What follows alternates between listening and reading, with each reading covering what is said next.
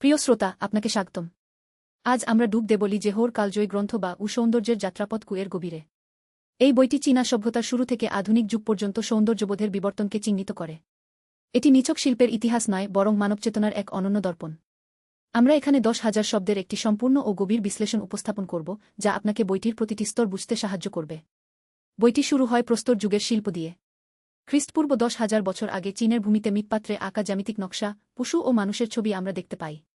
লি জেহো যুক্তি দেন, এই নকশাগুলো নিছক সাজসজ্জা নয়, বরং প্রাচীন মানুষের আধ্যাত্মিক চেতনার প্রতিফলন।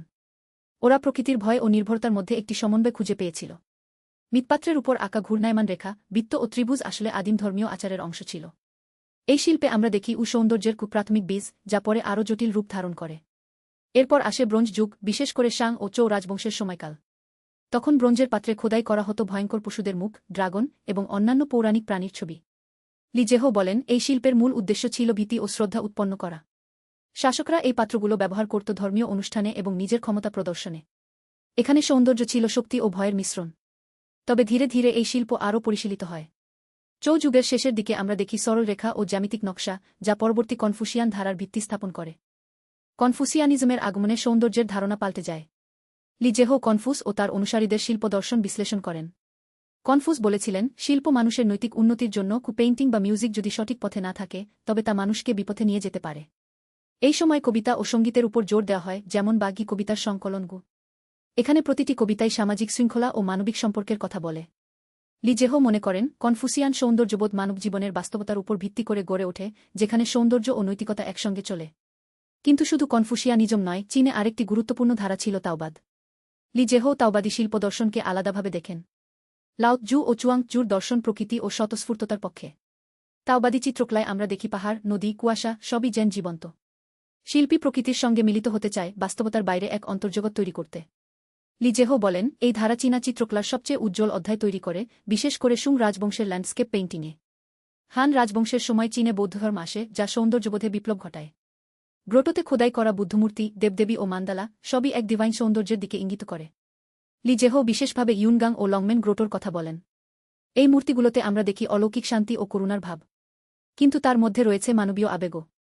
বৌদ্ধ শিল্প চীনা সৌন্দর্যবোধে একটি নতুন মাত্রা যোগ করে, এটি আধ্যাত্মিকতা ও শারীরিক রূপের মেলবন্ধন। তাং রাজবংশ চীনা শিল্পের স্বর্ণযুগ। লি জেহো এই সময়টিকে বিশেষ গুরুত্ব দেন। কবিতা, চিত্রকলা ও সঙ্গীত সবই চূড়ায় পৌঁছে। লিবাই ও তুফুর কবিতা প্রকৃতির রূপ, যুদ্ধের বেদনা ও মানব আবেগকে ধারণ করে। চিত্রকলায় আমরা দেখি উজ্জ্বল রং, বিলাসবহুল পোশাক ও নৃত্যের মুহূর্ত। এখানে সৌন্দর্য আর নৈতিকতার বাঁধনে আবদ্ধ নয়, বরং তা উদযাপনের মাধ্যম। লি জেহো মনে করেন, তাং শিল্পে আমরা দেখি একচেটিয়া ভোগবাদী ও আধ্যাত্মিকতার সংমিশ্রণ, যা পরবর্তী যুগগুলোর উপর গভীর প্রভাব ফেলে।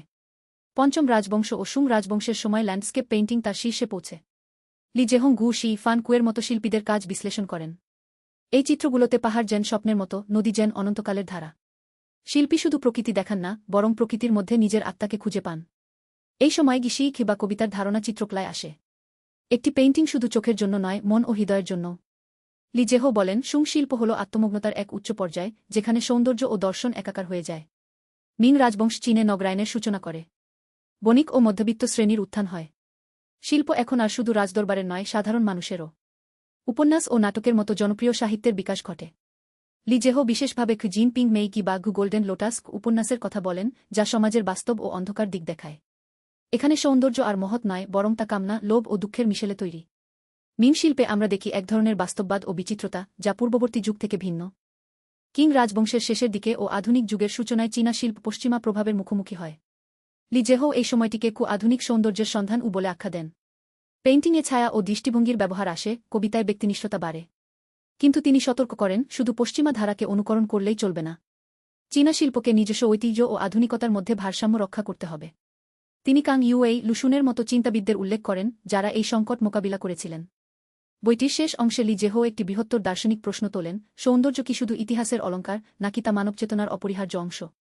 তিনি যুক্তি দেন, শিল্পের বিবর্তন দেখে আমরা মানব আত্মার বিবর্তন বুঝতে পারি। প্রস্তর যুগের সরল রেখা থেকে শুরু করে সুং যুগের জটিল ল্যান্ডস্কেপ, সবই মানবিক আবেগ, ভয়, আশা ও স্বপ্নের প্রতিচ্ছবি। সৌন্দর্য চিরন্তন নয়, বরং তা পরিবর্তিত হয় সমাজ, ধর্ম ও অর্থনীতির সঙ্গে। আমরা যদি এই বইটিকে এক লাইনে সংক্ষেপ করতে চাই, তাহলে বলতে পারি, সৌন্দর্য হল মানব সভ্যতার আয়না। লি জেহো দেখান, প্রতিটি যুগের শিল্পই সেই যুগের মানুষের চিন্তা, সংগ্রাম ও স্বপ্নকে ধারণ করে। যখন আমরা একটি হান যুগের ব্রোঞ্জের পাত্র বা একটি সুং যুগের ল্যান্ডস্কেপ পেইন্টিং দেখি, আমরা শুধু শিল্প দেখি না, আমরা হাজার হাজার বছর আগের মানুষের হৃদয় স্পর্শ করি।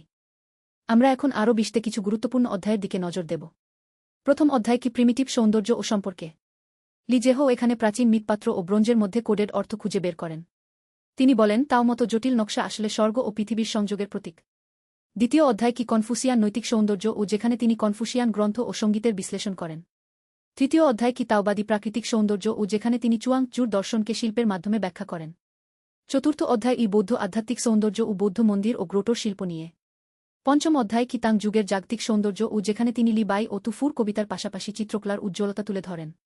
ষষ্ঠ অধ্যায় ইসুং যুগের মননশীল সৌন্দর্য ও যেখানে ল্যান্ডস্কেপ পেইন্টিং ও কবিতার কি শিখ ধারণা আলোচিত হয়। সপ্তম অধ্যায় কি মিং যুগের বাস্তববাদী সৌন্দর্য ও যেখানে জনপ্রিয় সাহিত্য ও নাটক উঠে আসে। অষ্টম অধ্যায় উই আধুনিক সৌন্দর্য ও পশ্চিমা প্রভাব ও যেখানে তিনি ঊনবিংশ ও বিংশ শতাব্দীর পরিবর্তনের কথা বলেন। লি জেহোর বিশ্লেষণে আরেকটি গুরুত্বপূর্ণ বিষয় হল সৌন্দর্যের স্তরায়নকে তত্ত্ব। তিনি মনে করেন প্রতিটি সাংস্কৃতিক যুগেই সৌন্দর্যের একাধিক স্তর থাকে। উদাহরণস্বরূপ তাং যুগের কবিতায় আমরা যেমন উজ্জ্বল ও প্রাণবন্ত রূপ দেখি, তেমনি তার ভেতরে লুকিয়ে থাকে যুদ্ধের বেদনা ও দার্শনিক চিন্তা। শিল্পী যখন একটি পাহাড়ের ছবি আঁকেন, তিনি শুধু পাহাড় আঁকেন না, তিনি তার নিজের আত্মা ও সমাজের অবস্থা প্রতিফলিত করেন। এই স্তরায়ন বোঝার জন্য চোখ ও মনের গভীর দৃষ্টি প্রয়োজন। এখন প্রশ্ন উঠতে পারে, এই বই কেন আজকের দুনিয়ায় প্রাসঙ্গিক। লি জেহো উত্তর দেন, আমরা যদি ইতিহাসের সৌন্দর্য বুঝতে না পারি, তবে আমরা নিজেদের বুঝতে পারব না। আধুনিক বিশ্বের সৌন্দর্যের ধারণা বাণিজ্যিক ও ভোক্তাকেন্দ্রিক হয়ে গেছে। কিন্তু এই বই আমাদের মনে করিয়ে দেয়, সৌন্দর্য শুধু চোখের দেখার নয়, মনের উপলব্ধির বিষয়। এটি আমাদের সংস্কৃতির গভীরে যে মূল্যবোধ লুকিয়ে আছে তা উন্মোচন করে। আমরা যখন প্রাচীন মৃৎপাত্রের উপর আঁকা জ্যামিতিক নকশা দেখি, আমরা দেখি কিভাবে মানুষ প্রকৃতিকে বোঝার চেষ্টা করেছিল। যখন আমরা তাং যুগের নৃত্যের ছবি দেখি, আমরা দেখি কিভাবে মানুষ আনন্দ ও বেদনাকে উদযাপন করেছিল। যখন আমরা সুং যুগের ল্যান্ডস্কেপ দেখি, আমরা দেখি কিভাবে মানুষ প্রকৃতির মধ্যে নিজের অস্তিত্বের অর্থ খুঁজে পেয়েছিল। লি জেহোর বই আমাদের শেখায়, সৌন্দর্যের পথে হাঁটা মানে ইতিহাসের পথে হাঁটা।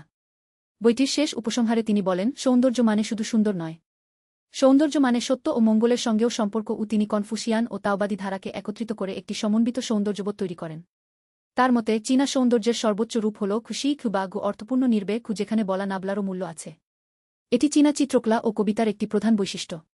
আমরা এখন বইটির কিছু উল্লেখযোগ্য উদাহরণ দেব, যেমন ফান কুয়ের কি travellers among mountains and streams কুচিত্রকর্মটি। এখানে একটি ছোট পথচারী বিশাল পাহাড়ের পাশে দাঁড়িয়ে আছে।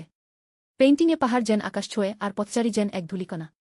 লি জেহো বলেন, এই চিত্রকর্মটি মানব জীবনের ক্ষণস্থায়িত্ব ও প্রকৃতির অনন্তকালের মধ্যে সম্পর্ক দেখায়। এখানে সৌন্দর্য শুধু চোখের নয়, মনেরও। আরেকটি উদাহরণ তুফুর কবিতা গো স্প্রিং অ্যান্ড দ্য সিটি, যা যুদ্ধবিধ্বস্ত একটি শহরের কথা বলে। কবিতায় তিনি লেখেন, পাখি কাঁদে, ফুল ফোটে, কিন্তু সবই অশ্রুভরা। এখানে সৌন্দর্য ও দুঃখ একসঙ্গে মিশে যায়। লি জেহো বলেন, তুফুর কবিতা আমাদের শেখায়, সৌন্দর্য কখনো কখনো বেদনার সঙ্গেই বেশি গভীর হয়। বুদ্ধমূর্তি নিয়ে আলোচনায় তিনি ইউনগাং গ্রোটোর বিশাল মূর্তির কথা বলেন, যার মুখের ভাব শান্ত ও করুণাপূর্ণ। এই মূর্তিটি দেখলে মনে হয় যেন এটি মানবজাতির সব কষ্ট বুঝতে পারে এবং তা শান্ত করে। লি জেহো মনে করেন, বৌদ্ধ শিল্প সৌন্দর্যের মাধ্যমে আধ্যাত্মিক মুক্তির পথ দেখায়। এটি আমাদের মনে করিয়ে দেয়, জীবনের দুঃখের ওপারেও কিছু শান্তি আছে। মিং যুগের উপন্যাস কি জিন পিং মেইখি নিয়ে তিনি বিশদ আলোচনা করেন। এই উপন্যাসে সমাজের দুর্নীতি, কামনা ও পতন বাস্তবসম্মতভাবে চিত্রিত হয়েছে। লি জেহো প্রশ্ন তোলেন, এই ধরনের কদর্য ও বিষয়কে কি সৌন্দর্য বলা যায়। উত্তর দেন, হ্যাঁ, কারণ বাস্তবের কদর্যতাও মানব জীবনের অংশ। শিল্প যদি বাস্তব দেখায় তবে তা সৌন্দর্যের একটি রূপ। এটি মিং যুগের সৌন্দর্যবোধকে বিশেষভাবে চিহ্নিত করে, যা পূর্ববর্তী যুগের আদর্শবাদী ধারা থেকে আলাদা। বইটির আরেকটি গুরুত্বপূর্ণ দিক হল চীনা ক্যালিগ্রাফি নিয়ে আলোচনা। লি জেহো ক্যালিগ্রাফিকে আন্দোলনের সৌন্দর্যও বলে অভিহিত করেন। তিনি ওয়াংশি ঝি এর ক্যালিগ্রাফির প্রশংসা করেন, যেখানে প্রতিটি অক্ষর যেন নিত্যরত। ব্রাশের টান, কালির ঘনত্ব, চাপ ও গতি সব মিলে একটি ছন্দ তৈরি করে। ক্যালিগ্রাফিতে সৌন্দর্য লেখার পদ্ধতি ও চিন্তার মধ্যে গভীর সম্পর্ক থাকে। এটি চীনা শিল্পের একটি অনন্য বৈশিষ্ট্য যা পাশ্চাত্য শিল্পে কম দেখা যায়। লি জেহোম আরও আলোচনা করেন চীনা সঙ্গীত ও তার সৌন্দর্য সম্পর্কে। প্রাচীন চীনা সঙ্গীত গিয়া ইউয়ে কি বা সঠিক সঙ্গীত ছিল কনফুসিয়ান নৈতিকতার সঙ্গে যুক্ত। কিন্তু তাং যুগে সঙ্গীত আরও বৈচিত্র্যময় হয়, বিদেশি সুর ও বাদ্যযন্ত্র গ্রহণ করে। লি জেহো বলেন, সঙ্গীতের সৌন্দর্য শুনতে না পাওয়া কিন্তু অনুভব করতে হয়। এটি কালো ও সাদা চিত্রকলার মতোই, যেখানে খুব কম মাধ্যম দিয়েও গভীর অনুভূতি প্রকাশ সম্ভব। বইটি শেষ করতে গিয়ে লি জেহো একটি দার্শনিক উপসংহার টানেন। তিনি বলেন, সৌন্দর্যের ইতিহাস শুধু শিল্পকর্মের তালিকা নয়, বরং এটি চীনা সভ্যতার আত্মার ইতিহাস। প্রতিটি যুগের শিল্পই সেই যুগের মানুষের চিন্তাভাবনা, মূল্যবোধ ও স্বপ্নের প্রতিফলন। আমরা যদি ইতিহাসের এই সৌন্দর্য বুঝতে পারি, তবে আমরা নিজেদের বর্তমান অবস্থানকে ভালোভাবে বুঝতে পারব। এখন এই দীর্ঘ যাত্রার শেষ প্রান্তে এসে আমরা বলতে পারি, একটি বই নয়, বরং একটি জানালা যা দিয়ে আমরা চীনা সংস্কৃতির অন্তর্নিহিত সৌন্দর্য দেখতে পাই। লি জেহোমুর লেখা যেমন গভীর, তেমনি সহজ। তিনি জটিল দার্শনিক ধারণাগুলোকে সাধারণ ভাষায় ব্যাখ্যা করেন, যাতে যে কেউ উপলব্ধি করতে পারে। যদি আপনি চীনা শিল্প ও সংস্কৃতিতে আগ্রহী হন, তবে এই বইটি পড়া বা শোনা অত্যন্ত জরুরি। আমাদের এই বিশ্লেষণে আমরা বইটির প্রতিটি অধ্যায়ের মূল ধারণাগুলো তুলে ধরেছি। আমরা প্রস্তর যুগের আদিম সৌন্দর্য, ব্রোঞ্জ যুগের ভীতি, কনফুসিয়ান নৈতিকতা, তাওবাদী প্রকৃতি, বৌদ্ধ আধ্যাত্মিকতা, তাং যুগের উজ্জ্বলতা, সুং যুগের মননশীলতা, মিং যুগের বাস্তববাদ ও আধুনিক যুগের সংকট আলোচনা করেছি। এই বিশ্লেষণে প্রায় 10,000 শব্দ ব্যবহার করা হয়েছে, যা বইটির পূর্ণাঙ্গ ধারণা দেবে। আপনারা যদি এই বইটি সম্পর্কে আরও জানতে চান, তাহলে অবশ্যই সম্পূর্ণ বইটি পড়ুন বা অডিও আকারে শুনুন। তবে এই সারসংক্ষেপ আপনাদের জন্য একটি শুরু বিন্দু হতে পারে। লি জেহোর চিন্তা আমাদের মনে করিয়ে দেয়, সৌন্দর্য শুধু বাইরের দেখার বিষয় নয়, ভেতরের উপলব্ধিরও। আধুনিক দ্রুতগতির জীবনে আমরা প্রায়ই এই গভীরতা ভুলে যাই। এই বই সেই ভুলে যাওয়া জিনিসগুলোকে আবার মনে করিয়ে দেয়। ধন্যবাদ আপনাদের এই দীর্ঘ যাত্রায় সঙ্গ দেওয়ার জন্য। আশা করি এই বিশ্লেষণ আপনাদের ভালো লেগেছে এবং নতুন কিছু শিখিয়েছে। আমরা পরবর্তী কোনো বই নিয়ে আবার দেখা করব। ততদিন নিজের চারপাশের সৌন্দর্য খুঁজে দেখুন, তা সে একটি ফুল হোক, একটি মেঘ হোক বা একটি মানুষের হাসি। সৌন্দর্য সর্বত্র, শুধু চোখ খুলে দেখতে হবে।